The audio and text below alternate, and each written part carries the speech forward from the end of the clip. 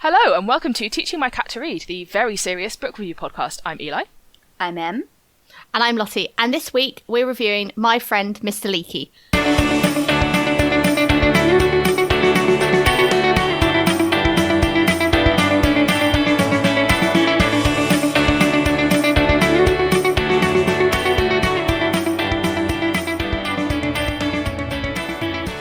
Or more accurately, we're reviewing the second short story in a collection of short stories that's called My Friend Mr Leakey, because this is the one that was available online. So it's this book that I read as a child, this collection of short stories about the author, in his own persona, meeting and befriending a magician. And the second short story is he spends a day out with this magician, like doing errands and travelling across the world on a magic carpet. And it's very whimsical and sort of very weird. It is very weird. It is very weird. I read this book as a child. My parents had a copy in the house. And I own a copy now. I actually asked my fiancé to get it for me for my birthday a while ago because I was like, I want to read this book again and I want to read it in hard copy. What did you guys think of the short story? I thought it was kind of weird, but I also did not twig that it was like self-insert of the author because I read it on a PDF file on a website. So that actually makes a lot more sense if it's self-insert. Well, the end of the story is talking about how Mr. Leakey, this magician, has sort of a weird life and a weird job. And then the author, writing in first person, says, I need to go home and do some sums about how to make new kinds of primroses and cats, which I think is just as strange. And that's because the author, JBS Haldane, was a biologist working in genetics. So he's doing like Punnett squares about genetics to make new primroses and cats or whatever. So yeah, it's I don't know. Do we want to go through what happens in the story because it's quite strange? Yeah, I mean, we need a terrible summary and a real summary. That's true. Whereas I think my terrible summary was something along the lines of Wizard Sherlock Holmes dispenses whimsical vigilante justice.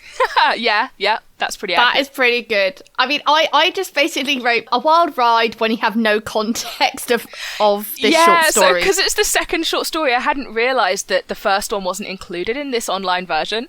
And the first story is when he actually meets the magician and goes to dinner with him and you get introduced to all the weirdness. So that's when the self-insert author character has his sort of, oh, well, this is all very queer, I suppose, moment. Yeah. I do love the vintage you're just calling everything queer. I know that's not what they mean, but it makes me very happy. And then in the second story, he's just like, oh, well, I'm already accustomed to feeling queer feelings in this house. So it's just, and we're all just like, eh. Yeah, exactly. Well, the author is JBS Haldane, is the guy to whom is attributed the quote, I think that the universe is not only queerer than we suppose, but queerer than we can suppose. Which is, hilarious. Like, I think it's a very true quote about how absolutely bonkers stuff like quantum physics is, right? But also, as a member of an extremely gay household, I do love every time somebody uses queer in the old sense, and I get to interpret it in the modern sense. Yeah, it's a good time. It is good times. So the premise of this magician story is that the author meets this magician by like saving him from getting run over by traffic because he doesn't like the modern world very much. His magic doesn't work against machinery. Yeah, it's a running theme. Yeah. Like magic doesn't work on modern technology and Exactly. And like he's this weird little man who does magic, but he can't draw attention to himself because he'll end up in jail basically because for being a menace to society. But what he does is he goes around trying to like fix minor problems. So one of the things that happens in this story is there's a dog that keeps biting people, and it's implied that the owner really doesn't care, and this dog is sort of under-socialized and not well trained. And if the dog doesn't stop biting people, the dog is going to be put down. And Mr. Leakey says, okay, well, what we're going to do is we're going to go and deal with this. And he turns the dog's teeth into rubber, except for the back 4 molars, so he can still eat, like, dog biscuits and stuff. And it's this poor dog whose all his teeth have been turned into rubber. And there's this whole thing about how Mr. Leakey got the spell from a Brazilian colleague of his, where, of course, they know all about rubber over there, because rubber grows naturally. But, the English don't have any spells for rubber, because it's quite new to us. And it's this sort of... He swapped him some spells for, like, steel and stuff to get the rubber spells. I thought it was a bit... Again, I had no context of this magician, of any of it. So I thought that's a really odd way to solve it. Wouldn't you just make the dog calm down? But maybe that's just because I didn't read the first story. But that wouldn't be funny. Well, if you think about the ways that he uses magic throughout, they're all quite physical. He doesn't change people's mind. He doesn't make people think things. He does actually do material change in the world. That is true. He is. If we're going by D&D schools, he's a transmutation wizard. That is his thing. So when he goes to confront this moneylender who's been charging way too much interest, and what he does is he's invisible in this guy's office, and he makes some of the signatures on his paperwork go invisible so that he can no longer bully the people for their money because he no longer has proof that they owe him anything. So he basically cancels some people's debts. Winning. Instead of changing the guy's mind or wiping the guy's memory, he just basically gaslights him by removing these signatures. But it's very much he changes things in the world rather than opinions or things. I think what it reminds me of is that there's a bit in a fic that Eli and I both love called Survival as a Talent by Shanna Storyteller, where they are talking about what is powerful magic, and it's sort of, it's heavily implied that it doesn't matter how strong you are as long as you're creative, because you can do things with small spells that don't require a lot of power that have the same effect as there's an ongoing joke about how the easiest way to kill someone is actually Wingardium Leviosa, because you just drop a rock on their head. Avada Kedavra takes power and intent and hatred and but you could just drop a rock on somebody's head and that doesn't require any energy at all. And it kind of reminds me of that, is that Mr. Leakey, he's got a prescribed set of things he can do. He can change things into other things. And he has magical artifacts like the Cap of Invisibility and stuff. He has magical objects. Yeah. He has limits, and I like the way that, we find out those limits. The world building is very, dense, not in a, heavy way, but in a just, there's a lot going on, and you get all this kind of, the sense of, how the magic system works really quickly. I like this, there's this one throwaway line where some of the characters in this story are Ginny, is that how you say the plural? They're Djinns, and, there's this throwaway line about how, as Djinns get older, they start getting X-ray vision and growing lots of extra teeth, because it's the opposite of humans who get bad vision and lose their teeth. And it's just this one throwaway line where it's mentioned, and then the author says, but of course everyone knows that about Djinns, right? Yeah. And there's a lot of that kind of world building, and it's quite funny having read this one immediately after reading the first story, which I do want to be able to send to Lottie at some point, because I hadn't realised that it wasn't part of the online version, in which the author is very much out of his depth and saying, do you know, I'm ashamed to admit that Pompey is the first live dragon I've ever seen, Yeah, I love that little dragon. It's so cute. Mr. Leakey has a pet dragon, or he's sort of a working animal, he uses him for various magic things and household tasks. He says something about his tail makes an excellent flat iron or something in the first story. And he's basically portrayed as this little puppy. So we're continuing on our dragon role of things, reviewing things that have dragons in them. Although Pompey is a less central part of this story than either Temeraire or Smaug is in the previous two stories. He reminds me of swamp dragons, except without the tendency to explode if they eat the wrong thing. Well, it doesn't hurt that the version that you and I read is illustrated by Quentin Blake, and his portrayal of dragons is very similar to Tolkien's drawings of dragons. Oh, that's cute, yeah. That's cute. Which the very whimsical sort of, Thinking about Mr. Leakey's transmutation as well. So in the first story, there's a bit where he's got this manservant. Well, he's not a manservant. He's got this servant who is an octopus, who helps him serve dinner and stuff and does kind of magic for him. And the story of how he came to own this octopus is that there was a man whose legs had been cut off by a train, and Mr. Leakey happened to be there. And Mr. Leakey couldn't do anything about it because his magic doesn't work against machinery, and the guy's legs had been cut off by a train. So what he did was he turned him into an animal that didn't have any legs to save his life, because he was going to die. And so he turned him into a snail and took him home in his pocket and tried to, turn him back into other things. But he turned him into a dog. It had no legs. So he turned him into an octopus. And now he just keeps this person in his home to be his indentured slave. And it's really strange. He's got a little copper cauldron the octopus lives in. He lives in a bucket like Odo. He lives in his bucket. I love it. It's when you go to the oceanarium. Aquarium. There we go. That's the one I'm looking for. It's been so long. Remember those? Back in the day when things could be done and you could see things. Anyway, and you go to the aquarium. And I just imagine the octopus in its little cauldron, in the little... Because they're really, really clever. And Oh, they are. they're so clever. I mean, they get out of their cages, and it just made me smile when just this concept, this little octopus in a cauldron. Have you seen that video of the octopus walking on land? Just like very quickly walking across the beach. Oh, it's so creepy. I hate it. Yes, it's terrifying. It makes my hackles rise up to the moon. It's octopuses, man. Octopodes. It's so good that they're antisocial, because if they teamed up, they would rule the world. Like, Yeah. we are no match for octopi. Hey, there's a book about that, which I'm trying to decide if I want to suggest for us to read on this podcast, which is a book about what if octopuses were people. And it's the second in a series that starts with what if spiders were people. And it's very good.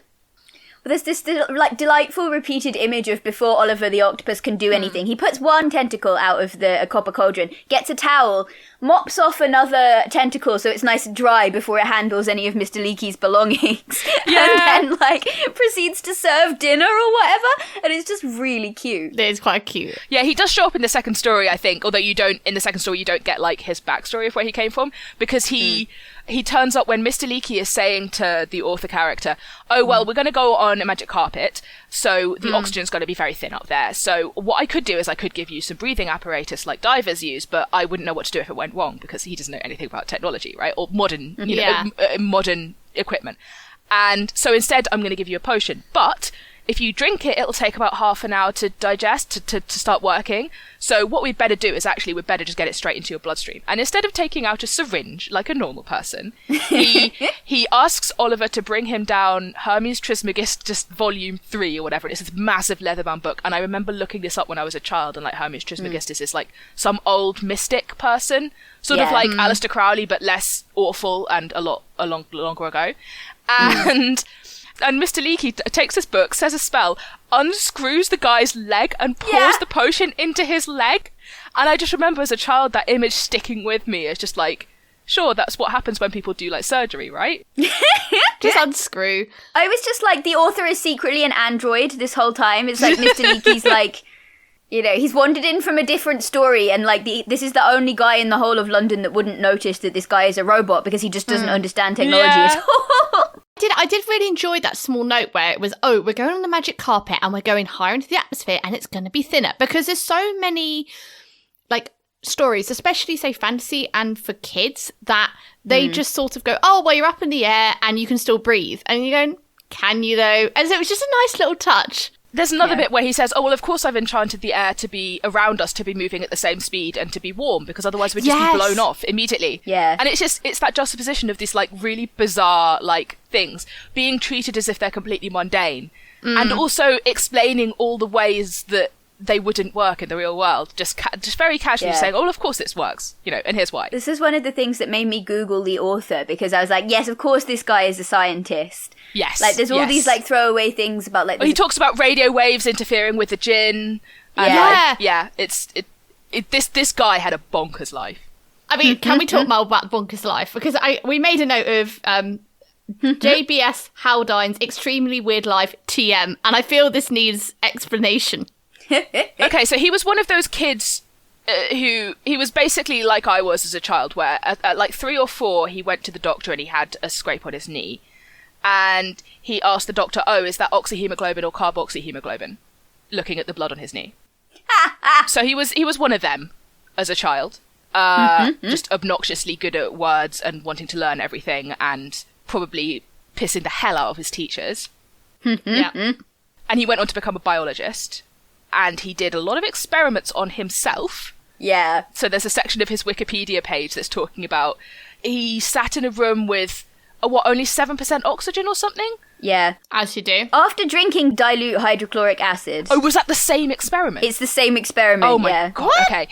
He drank dilute hydrochloric acid in order to test the acidity in blood, what it does to you. And then he sat in a room with like 7% oxygen, and then he came out and he said, oh, it gives you quite a violent headache. Absolute madman. Yeah. Was also apparently a massive socialist, and just like actually like left Britain because he was like, I've had enough of this. Yeah. Well, okay, it's kind of complicated. His second wife got fired from the university for various reasons, and he was kind of thinking of leaving anyway, and he used that as sort of... He used the Suez Crisis as an excuse to leave Britain for political reasons, but it's also kind of because his wife lost her job. But he went to go and live in India and became a naturalized Indian citizen. And said it's basically, he basically said, it's much better over here because you can be much more of a nuisance to the government. And he believed that the duty of every citizen was to be a nuisance to their government, which I think is an excellent point of view. Also, I'm skimming the Wikipedia article again, and there is a heading which I love to see in anybody's Wikipedia article, which is criticism of C.S. Lewis. Haldane was accused by C.S. Lewis of scientism. I don't know what that means.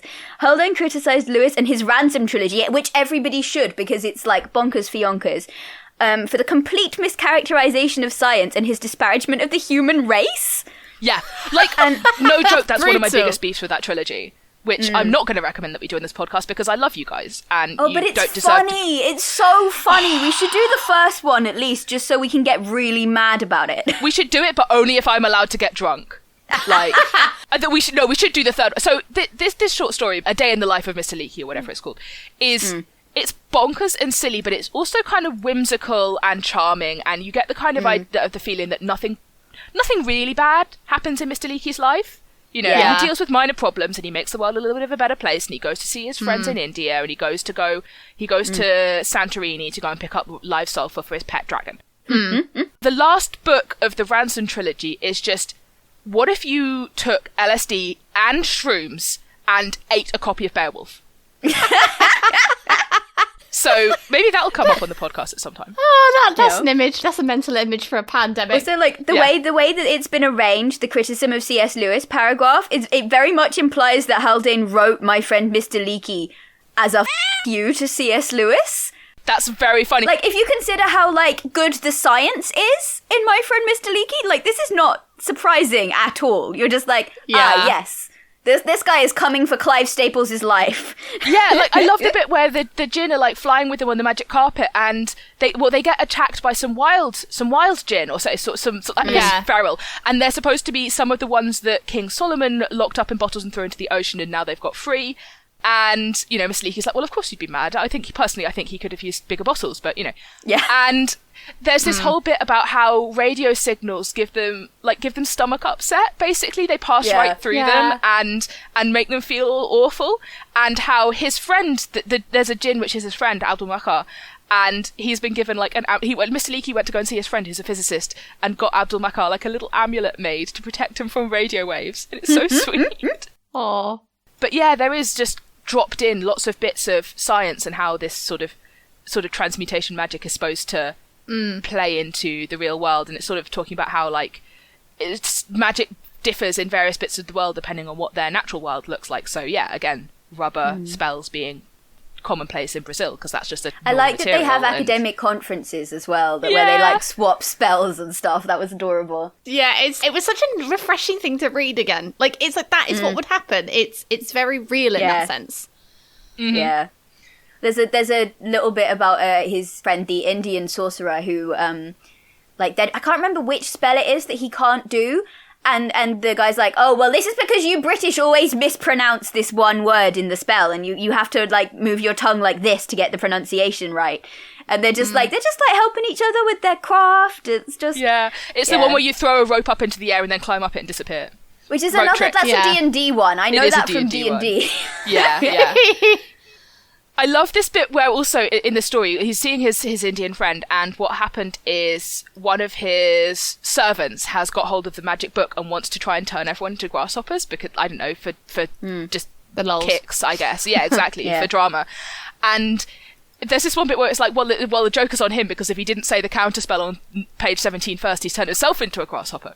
And of course that's what's happened, and so they have to do a spell to call in all of the grasshoppers because he wants his servant back. He's quite a good he's quite a good servant. He doesn't want him to be a grasshopper, and so he does this spell, but the spell summons all of the beetles and bugs and butterflies, and so his wife, one of his wives, is a djinn, so she's flying around doing a different spell to keep out all the bugs that aren't grasshoppers.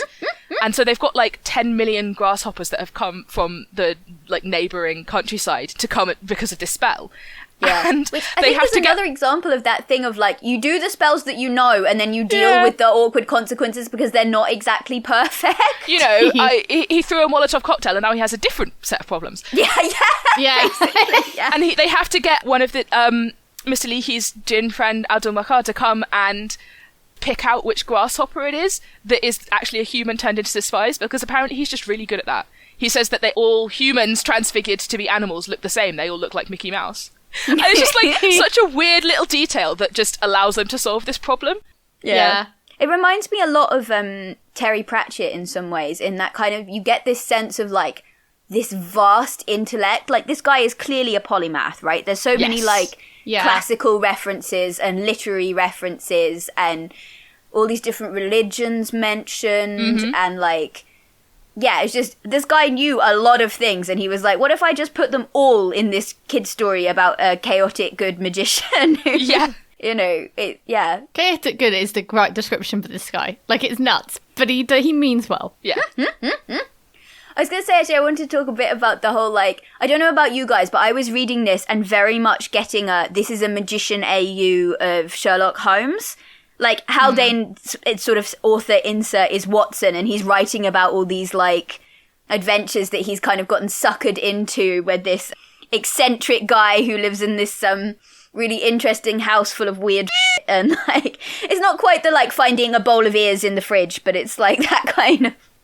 I don't think Mr. Leakey does as many things that are detrimental to his own health. No, that is true. As Sherlock Holmes. You know, he's not out there using eye anesthetics for a high, you know? Yeah. No, although to be fair, that does seem to be what Haldane's character is doing off screen, if I'm honest. But, like, just the things like, oh, you know, do you mind coming around and helping me with my errands? I'm just gonna, like, intimidate a moneylender by threatening to turn him into a sausage. And it just reminded me of that, like, the Sherlock Holmes thing of the, like, hey, Watson, do you want to help me solve a crime? And Watson's like, sure. It's like, you might have to do some crime to solve the crime. And Watson's like, seems fine to me. And it was just that relationship very much reminded me of this. Yeah, in the moneylender bit, I looked at the online version, and so in the print version, there's this bit where Mr. Leakey has done his business, and the moneylender has clearly noticed that something's going on. And as they are both leaving, Mr. Leakey being invisible and the author character having been the pretext for getting Mr. Leakey in there, and like, you can see that Mr. Leakey has written on the window sausage next time, because he's been threatening to go turn this guy into a sausage. But in the text, in the print version, you can see it's backwards, because obviously the author is looking at it from the outside. And it's just completely not there in the online version. It just completely ruins the setup for that joke.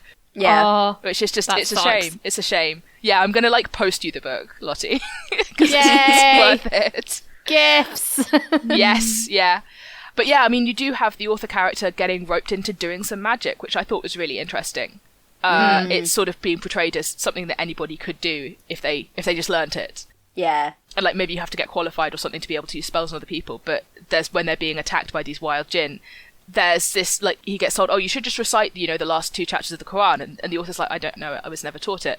And Mr. Leakey's like, oh, I don't know what the state of education is coming to these days, you know, you should have to learn all of these things. And instead, as a substitute, he recites the names and dates of all the kings of England. I was just like, here is something you learn by rote that has meaning to me, which I thought was quite funny. Like, how far could you take that? Could I don't know, recite word for word the scene from the first episode of season 4 of Supernatural, where, or, you know, something like that. We're just doing, everybody wants to be Lazarus Rising, and nobody can be Lazarus Rising. Exactly. So what, is it anything that lives in my mind rent-free that is meaningful to me? Could I use that for a spell? Because I kind of like that. Did you guys watch Being Human? Because there's a moment in that where there's a character that you kind of suspect has been on the good guy's side the whole time. And he's supposed to be, like, sacrificing a baby with a spell or some shit. And you're still not sure what side he's on, and you're listening to him chanting, and then he just goes, Caecilius estin horto, in the middle, and you're just like, oh yeah, he's just stalling for time now. But it reminded me of that, just the, like, you can use anything as a spell if it sounds, like, spell-like enough, you will get away with it.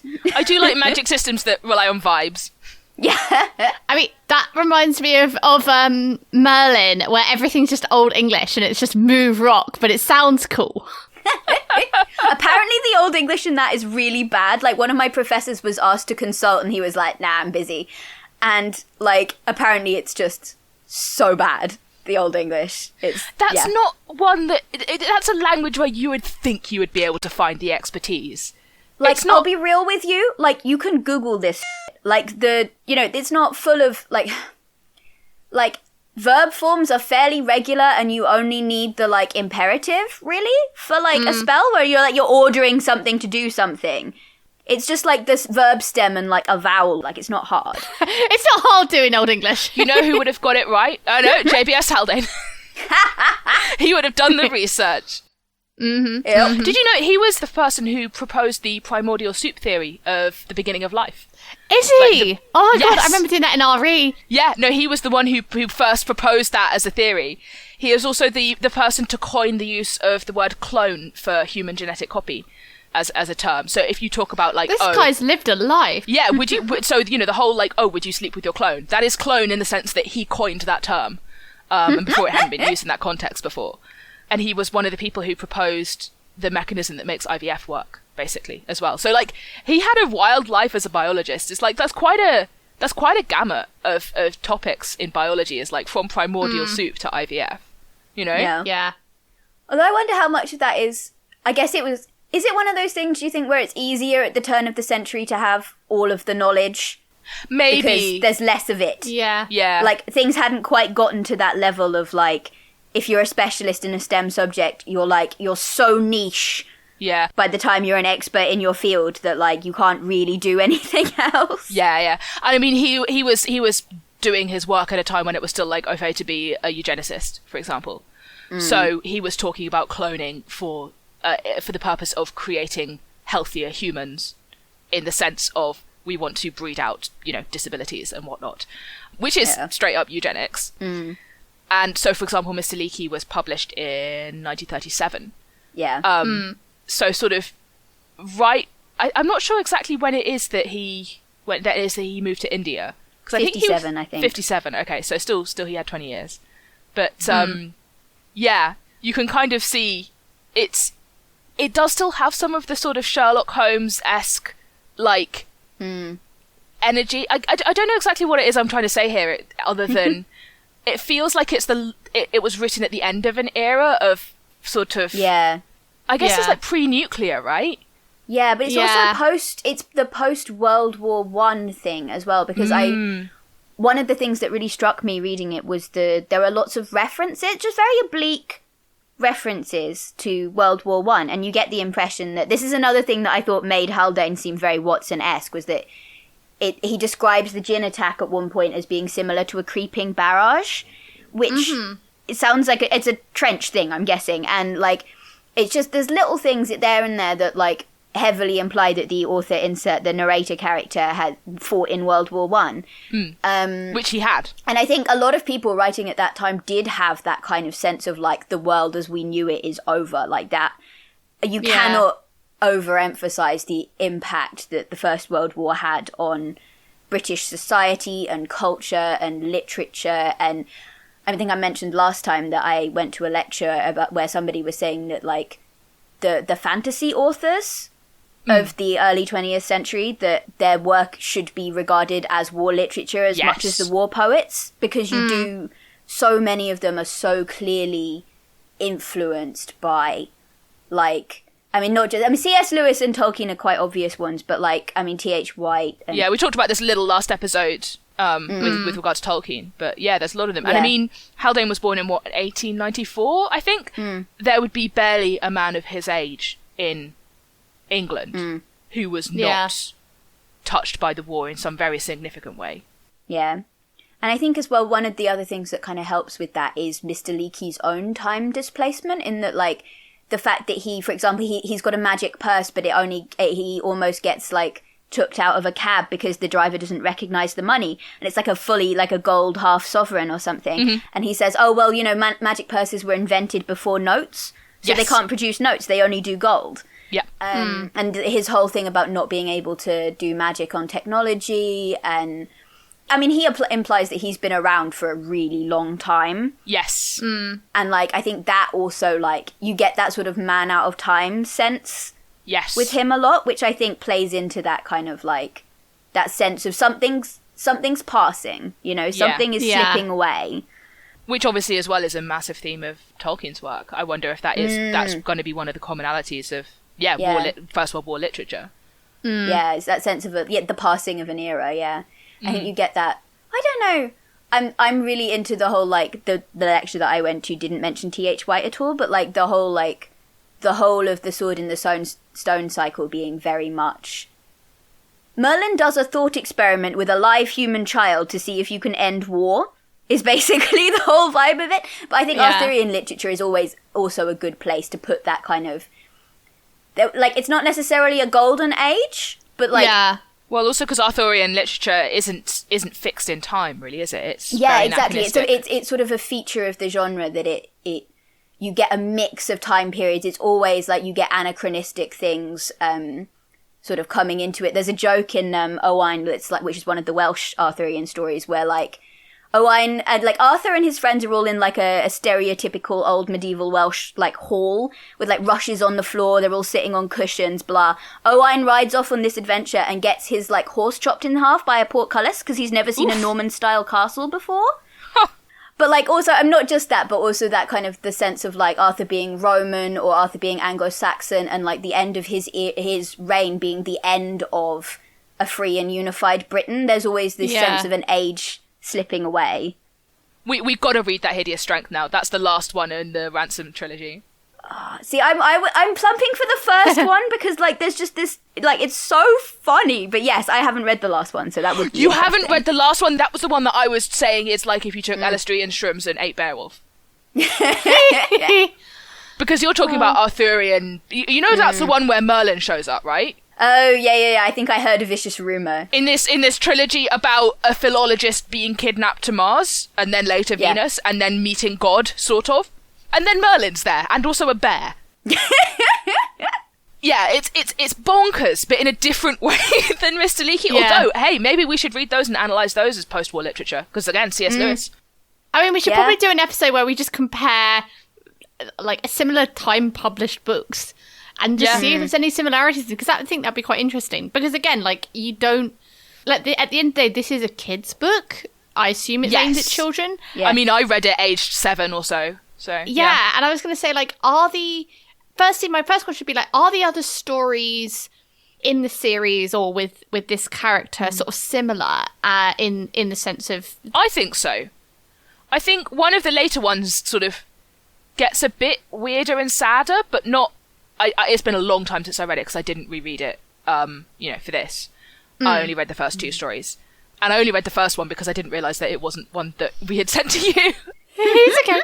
The first 2 stories definitely are very similar in the sort of, here is a sort of wacky adventure with weird stuff that just kind of makes sense. Mm-hmm. So, which definitely, I think, really works for a kid's book, because kids are just like that. They will just accept that stuff. Yeah. You'll say, oh, instead of having wallpaper, he has curtains that are embroidered, and the embroidery keeps changing when you don't look. And that's just normal. It's fine. Yeah. Do not question. Yeah. And his beetle, he has a beetle that brings him his salt and pepper shakers that's actually a criminal. Oh, yeah, we need to talk about the magical servants. Yeah, Because we mentioned Oliver the Octopus, but there's so many animals, like magic animals in these books. There's like, there's the octopus, there's the rainbow-coloured beetle that carries the salt and pepper shakers. There's a little cow called Phyllis that's about the size of a rabbit and lives in a hutch in the dining room. Aww. There's a snake called Clementina that he uses instead of string to, like, fasten his, like, suitcase closed. And she gets confused, so when they go to India, somebody does the snake charming trick on her, and she gets all confused and woozy and dizzy, and it's very cute. Sorry, I love that little snake. So the beetle is, I think he was a burglar, or what was he? Yeah. He was a burglar who Mr. Leakey happened to know, or whatever. So anyway, this guy is on the run from the cops in the 1930s or whatever, and comes to Mr. Leakey's door and says, "Look, Mr. Leakey, man, you got to help me. The cops are after me, and if they catch me, I will go to jail for 7 years." And Mr. Leakey says, "Well, I don't condone the burglary that you've been doing, but I can offer you 5 years as a beetle instead of going to jail for 7 years." And so he is an indentured servant. He's an indentured servant as a beetle to Mr. Leakey to make up for his burglary for 5 years. And then Mr. Leakey's like, okay, well, once your 5 years are up, I will turn you back into a man, but a man with a different sort of face, so the police won't know to come after you. Just like, there's a running theme in these 2 books. It's just like Mr. Leakey says, "F cops." Like, it's just so much of like. Well, I think he thinks they're inefficient, or like they don't solve things in clever ways. or they sort of they do a very cookie cutter job, which is a very Holmesian take on it, right? Oh well, the police will just bungle it, and not through malice necessarily, which is the way that I say cops, but but through just being stretched too thin and incompetence. Yeah. Well, I don't know. He is like JBS Haldane was like a massive socialist, so it's entirely possible that Mr. Leakey is also going, the police are tools of a fascist state, actually. Yeah, although I don't want to identify myself too strongly with his brand of socialism Marxism, because he was also a massive fan of Stalin. So yeah. It's like he was a humanist who was also a Stalinist, and a biologist who was also a eugenicist, and it's just man contained multitudes. And I've got to say, like, there were definitely moments in the book where, like, I'm like, okay, this is some of that vintage racism we were talking about with Murder on the Orient Express as well, of kind of like, just some of the descriptions of, and I think Quentin Blake's illustrations don't actually help. I can see why, But it's like, obviously, problematic. But there's this running thread of, like, Mr. Leakey being like, well, I am going to just dispense vigilante. I was going to make a pun on, like, transformative justice versus transmutational justice, but I can't make it work because my brain is fried. It's interesting talking about, like, the old-timey 1930s racism, because when I went to his Wikipedia page, it goes, a British Indian biologist and, not philosopher, but, like, social activist. And I was like, I didn't realise he was also Indian. Does that cast a different light on the way that India's talked about? Yeah, I had the exact same thing, and then I read more and was like... And then he became a naturalised citizen, so it's not that he would have faced racism, right, in England. Yeah. But he did put his money where his mouth was and become a naturalised Indian citizen. I think renounced his British citizenship, I'm not sure. Because he was like, it's far easier to be a nuisance to the government, and everyone is more free here, including being more free to be a scoundrel. Which, I gotta say, it feels like a very white person take on moving to a country that's... the lawless wild west of India. Yeah, it's very like, I can get away with a lot of because I will be a white British person in this, like, colonised state.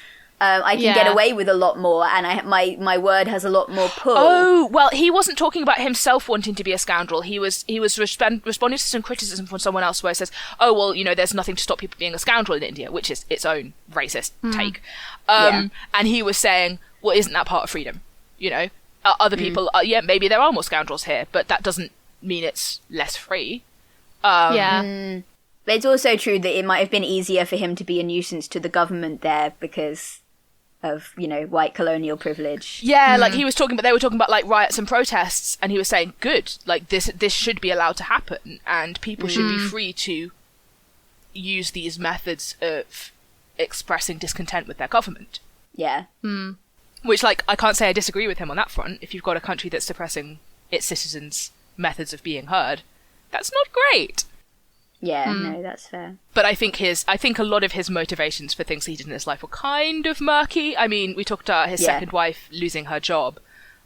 This is the second wife that he met while he was supervising her PhD. So, yikes. Yeah. She was only a couple of years younger than him, I think. So it's like less gross. But still yikes. Yeah. On the other hand, she was a female biologist in a time when there weren't that many of them. I think. I mean, far less than there are now. I mean, it was the 30s. People were far less. It was still far less equitable in terms of gender distribution. So props to her for that, I guess. News just in: people are complicated, kids. This just in: people contain multitudes. Yeah. But he was a really, really interesting character, and I hadn't realised until looking him up when I was suggesting this book to do on the podcast. That he wasn't just some guy. That he was actually had this incredibly interesting and impactful life, and also wrote this book just as a hobby. If you look at his list of publications, it's all these like scientific papers and like some Marxist stuff, and then in the middle, my friend Mr. Leakey, illustrated by Quentin Blake. But yeah, this was my contribution as a suggestion to the podcast as a short story, just because it's weird. And I wanted to read some more weird stuff in here. I tell you what, as well, it's fun. Like, one of the things that occurred to me after reading it was that I had sort of... And it struck me with things like, this is how you lose the Time War as well, but, like, just that I'd forgotten that this was supposed to be fun. And I don't know whether I'm thinking about that in terms of just like fantasy and or sci-fi literature generally, or it just that like my university career completely sucked out any like what's it I had for fun, because that was definitely a thing that happened. But like I was just so surprised and then just like so delighted by every tiny flight of whimsy in this book. And I'd forgotten that like one of the great strengths of fantasy and sci-fi is that it should be fun. You get to be like, I'm just going to grow a mango tree out of this table to get fruit for like, you know, oh, all my light bulbs are actually going to be like grown on vines and they're going to be multicolored and like... God, I want those so much, yeah. Or the little moment where they fly over the Antarctic and Clementina like wriggles into like a bit of fire hose lined with wool so she can stay warm while she's holding the suitcase closed. It's you so know, sweet. all these just, this, like, and Pompey's little fire boots that he has. Yeah, I love his little dragon. It's so cute. But just like the sheer riotous glee, like just delight in words and wordplay and fantasy and what you can do with it. It doesn't always have to be serious business and analogies, like heavy-handed allegories for Christianity. C.S. Lewis. Yeah.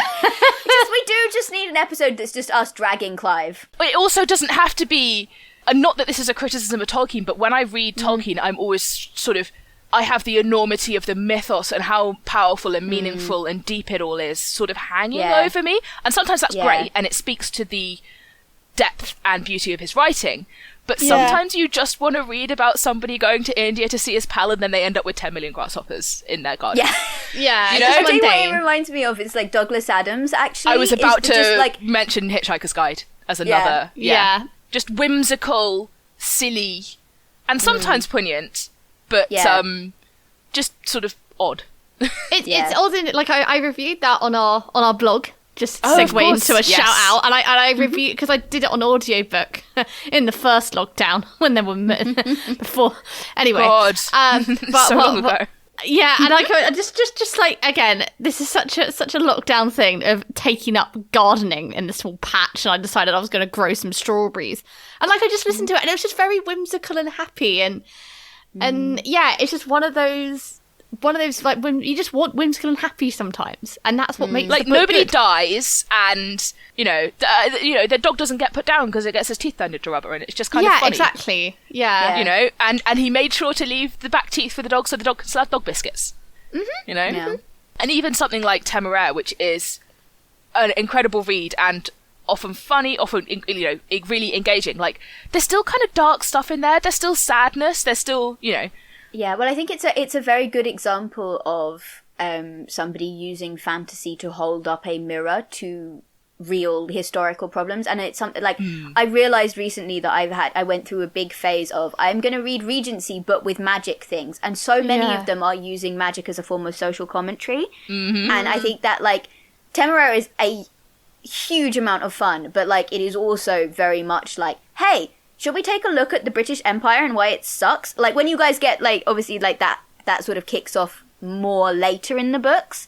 But, like, it is basically just Lawrence on the journey. You know that David Mitchell and Robert Webb sketch of the guys wearing the hats with the skulls on, like, are we the baddies? Yeah. Like, that is Lawrence's whole journey with the British Empire and those things. So, yeah, it's, like, it's fun and there are dragons, but also... It's using the fantasy as social commentary, whereas Mr. Leakey is just using the fantasy to be fantasy. It's just funny. Yeah. It is very... It's not quite rule of cool, but it is very, like, is this something that would delight me if I saw it in real life that actually isn't possible? Yes, then it's going in my book. Yeah. As I say, I don't think there's anybody I'd want to, like, fight in these books. The moneylender, maybe. But, like, we should do a tag yourself for, like, the animal companions. Like, oh my god, yeah. I mean, we can do that, put that on our, again, segue into our Instagram post. We can do something like that, or on, like, it'll be so much which fun. ones do you guys think you would be? Because I kind of want to be Phyllis. I kind of want to be the little rabbit-sized cow that just lives in a hutch and eats grass that grows out of the table and does nothing all day. I want to that. be Clementina. She gets to accessorize with weather-appropriate outfits. She gets to see the world. But I imagine she spends most of her time curled up somewhere warm and cozy. Yeah. I think I'd be the dragon, but mainly because I think the dragon sounds cute. He is adorable. Yeah, and that's what I just, live my life being cute and adorable and having a nap. That'd be great. Also, that whole sequence where they go to the volcano and they can't get Pompey to come back because he's having such a good time and he's rolling in everything. Such a puppy. That is every so dog cute. owner's experience. I literally had a phone call from my parents earlier today where they were just we had to bath Wookie again because she rolled in something gross, and I'm just yep. Sounds That like is a dog. literally our dog is going through that phase of just rolling and everything. What are you doing? But he finds it fun, so it's fine. Meanwhile, the cat spends 80% of her time keeping herself clean. Yeah. But she's not allowed outside, so she has fewer opportunities to get absolutely disgustingly messy. This is true. Speaking of, what do you think the cat's review of this book would be? The cat's rating? I'm going with a solid 7. There are no cats in it, and that is a massive There are drawback. no cats in it, which is it's a book about magic, and it's an old school book about magic. It can't should be a not black have cat. cats. This is I a know. glaring error. Yeah. But it is very chaotic. There is a huge amount of crime. Yes. There's a huge amount of the cops energy, which I feel like Gothmog would get behind. She probably would, let's be honest. Yeah, absolutely. I think a 7 is pretty good. I think a 7. Yeah. I think a solid 7 out of 10. We do have to dock points for there not being actual cats. And We the do. dragon in this one is not a cat either, unlike Temeraire. So we can't sneakily count the dragon because he's obviously a dog. Yeah. I think Mr. Leakey actually compares him to a dachshund at one point. He does. He says something like, oh, a well-bred dragon shouldn't be too fat. Yeah. Which is discourse that I have seen recently from pet dog breeders that I follow, who are talking about how pet dogs often are kept too fat and they actually should be thinner than they are. Obviously, depending on the breed. So I read that and I was just like, Yeah. I think I've seen this somewhere recently. They had Mr. Leakey was basically talking about the same discourse, but with dragons, right? Because European dragons are supposed to be hench, but he says you ought to be able to tie a knot in an Asian dragon. Tie 4 good knots in a Chinese dragon. Yes. I love that. It's the sort of just casual world building and showing that he lives quite a global life. And they went all around the world in one day in this story. I was going to say, what other books have you been reading recently, apart from rereading this? I think I talked about this last time. I fell back into the Teen Wolf fanfic rabbit hole. And I'm still clambering my way out of that. One thing I have been doing recently is I got this book. It's called a change journal, and it's basically a bunch of different formats for bullet journaling, I think. I'm still working my way through it, because I would quite like to do bullet journals, but my brain rebels at the thought of having to do things like that every day or frequently. So I'm trying to find a format that'll work for me. And this one is basically 26 different formats, and just throw spaghetti at the wall and see what sticks. So I'm working my way through that. It's not quite reading and it's not quite writing, but it is a thing I'm doing with a book. No. Whereas I'm dividing my attention currently between... I had the fic name up. I think it's The Name of Small Things by Bromeliad Dreams. It's a modern academia AU of the Untamed, which I'm enjoying immensely. And The Southern Book Club's Guide to Slaying Vampires by Grady Hendrix. Oh my goodness. Sounds dope. Which is... Eli, I think you will really enjoy it. It's very, very funny. The premise is sort of... ladies in sort of Georgia... I think it's set in the 80s or the 90s, but it's kind of housewives in Georgia have to deal with vampires, basically. I'm gonna find because the author's got this prologue where she explains why she wrote the book, and it's With this book, I wanted to pit a man freed from all responsibilities but his appetites against women whose lives are shaped by their endless responsibilities. I wanted to pit Dracula against my mum. As you'll see, it's not a fair fight. I'm just as an opening to a vampire novel, I'm just yes, excellent, sign me the up. That sounds amazing. Yeah, it's really good so far. How about you, Lottie? Well, I'm still reading Legendborn by Tracy Dion. I'm slowly working my way through that, mainly because the book we're going to review next time, I'm sort of been taking it in little chunks for reasons you'll find out in probably about 5 seconds when we get to that bit. And I have been doing a lot of knitting. I haven't done much. Oh boy. I've had a lot of work time staring at a screen, so I've just kind of wanted some downtime of just knitting and watching YouTube vloggers build house extensions. Because that's what I can mentally deal with. We've got to do a spin-off podcast where we talk about our knitting projects, man. We're all knitting. It's the best. Yeah. I'm learning to cable. It's a whole thing. I finished a jumper. I'm very proud of myself. Nice. Yeah. Yeah, we should definitely do. We should do a fun episode where we just talk about knitting. In this episode, we're going to review 400 knitting patterns by this person. Here you can see all of the post-its that I put in it to mark out the ones I want to do. Oh, definitely. But yeah, next time we're going to chat about The Tenant of Wildfell Hall by Anne Bronte, which we will put warnings at the start of it because it's quite a heavy read. It's a good book so far, but it's a heavy read. It's one of the only Brontes that actually lives up to Charlotte Bronte's criticism of Jane Austen, where she's like, oh, Jane Austen never talks about real things. Jane Austen's always like, everything's pretty and pointless, and it's very not like other girls. But Anne Bronte was like, hey, actually, what if I wrote a really scathing critique of men and marriage and the laws regarding women's position in society? And all of her sisters was like, hey, don't do that. Hey, don't do that. We went, do a goth aesthetic. We didn't mean actually, actually critiquing this. So, yeah, it is a good book. And if you want to read it for next episode, I'd recommend it. But I would maybe say go and check the Wikipedia page out first. Don't worry about being spoiled.